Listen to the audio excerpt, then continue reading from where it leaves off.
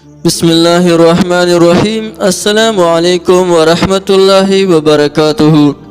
د وظیفي او تعویض ټي وي کتونکو یو ځل بیا ستاسو په درانه خدمت کې د یو نوې وظیفې سره حاضر شو.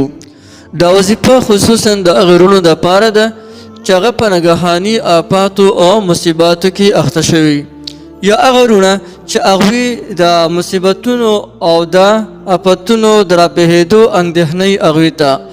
موږ غواړو چې دا کوم مصیبتونه راپېښ شوي دي د دې نه موږ ته نجات حاصل شي، یا چې کوم به راپېښېږي چې د هغې نه موږ ته نجات حاصل شي. د هغې دپاره یو ډېره زبردسته وظیفه ده، او هغه وظیفه د ورځ وظیفه ده یا خالق وظیفه. ترتیب یې څه دی؟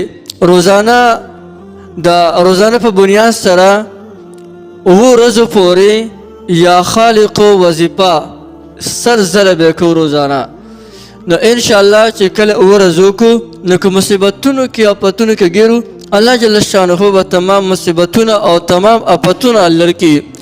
او که چېرته کې د دغه رنګې آفتونو راپېښېدلو اندېښنې، الله جل جلاله به را روانه زمانې کې د هغې نه هم محفوظ ساتي.